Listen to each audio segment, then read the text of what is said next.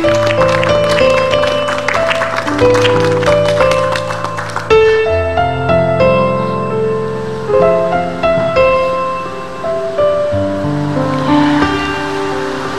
kasih masih bersama kami dalam Curahan Hati Perempuan. Ada sahabat perempuan kita Mbak Rosa yang tadi menceritakan setelah begitu banyak KDRT yang dilaluinya, ternyata kisah masa lalu ketika remaja pun tidak baik karena dijual oleh ibunya setelah selesai menyanyi. Sampai saat ini dengan ibu bagaimana? Ibu masih ada kan? Ibu masih ada dan perlakuannya sampai detik ini juga belum berubah.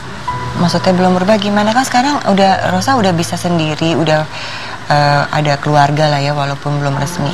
Ya dia kayak belum rela kalau anaknya hidup bahagia dengan suaminya, yang walaupun suami saya yang sekarang pas-pasan, tapi alhamdulillah suami saya bisa menerima saya apa adanya dengan segala kekurangan saya. Yang sekarang ini ya alhamdulillah jadi sudah baik. Tapi ibu belum bisa menerima itu. Bukannya senang kalau anaknya udah senang ya?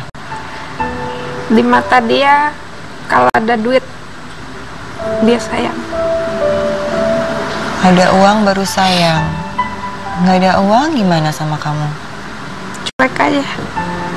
Dan perlakuan itu bukan cuma saya yang menerima, kakak saya pun juga menerima hal serupa. Jadi kakak adik begitu ke semua anak-anaknya? Iya. Remaja, ayah dan ibu berpisah, kamu ikut sama ibu, terus menyanyi hajatan untuk mengumpulkan uang, tapi kemudian sama ibu disuruh untuk menemani laki-laki dan sebagainya. Kamu terima uangnya juga nggak waktu itu? Ya, untuk kebutuhan, misalnya beli bedak untuk nyanyi, apa memang dikasih, tapi selebihnya untuk kebutuhan bersama sih. Ya.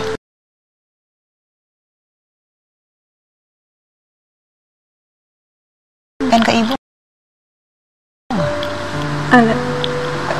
Mungkin bisa disampaikan langsung aja, siapa tahu ibunya bicara nonton di sini. Ibu, saya minta ibu berubah. Jadilah seperti ibu yang lain yang menyayangi anaknya apapun keadaan anaknya.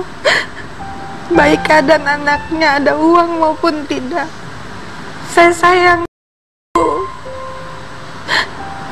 Walaupun saya kecewa sama ibu, saya tetap sayang sama ibu. Jadilah ibu yang menyayangi anaknya dalam kondisi apapun. Saya pikir kondisi fisik, ternyata kondisi keuangan. Kalau ada uang baru sayang sama anaknya. Kalau nggak ada uang, cuek. Mbak Oki sama Mbak Vera, ini banyak hal yang bisa kita angkat ya dari kisah ibu, bagaimana cara ibu membesarkan anak dan menyayangi anak.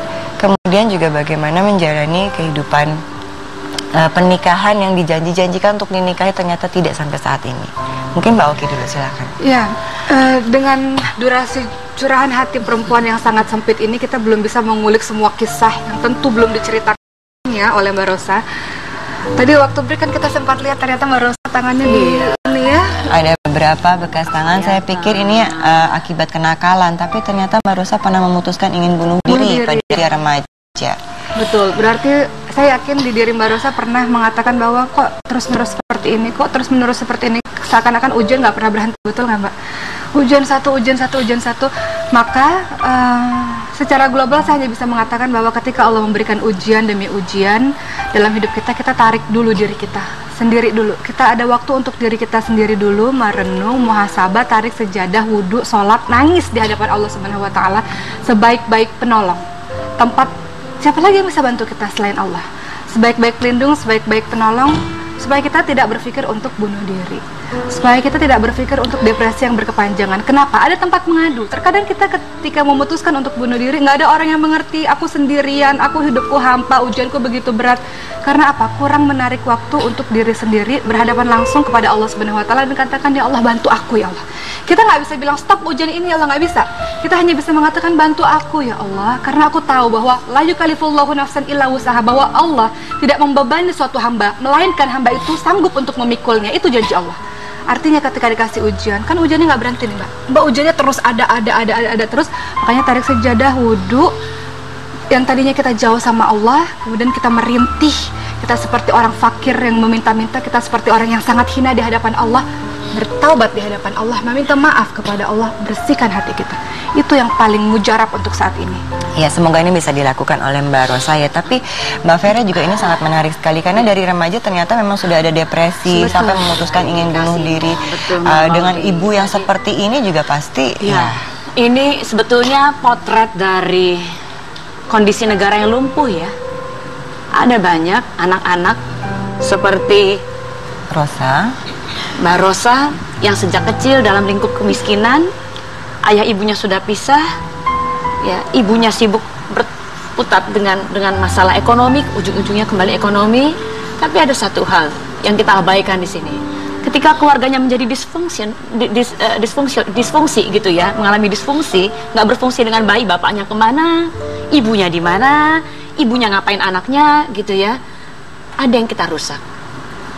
Karakter si anak, kepribadiannya, dia menjadi sangat impulsif, mudah depresi. Impulsif di sini makanya tadi kadang-kadang meledak-ledak ya rasanya, sama seperti Anda dulu pada saat menorehkan ini. Begitu impulsif pada saat ada perasaan tidak disayangi, ditolak oleh pacar terdahulu, jadi mudah sekali merasa ditolak, tidak disayang, tidak dicinta. Ini yang perlu menjadi perhatian kita ibu-ibu dan sahabat perempuan dimanapun berada. Nah, tapi ada satu hal ya, ada kalanya cinta itu memang satu arah. Anda sungguh-sungguh mencintai ibu Anda, hanya saja manifestasi cinta ibu Anda pada Anda mungkin nggak seperti yang Anda harapkan. Ada banyak bahasa cinta yang kita kenal di dunia. Cinta berkaitan dengan uang, cinta berkaitan dengan kasih sayang dan perhatian, atau cinta yang berkaitan untuk menguntungkan diri sendiri, itu adalah cinta. Mungkin ibu Anda pola yang seperti itu.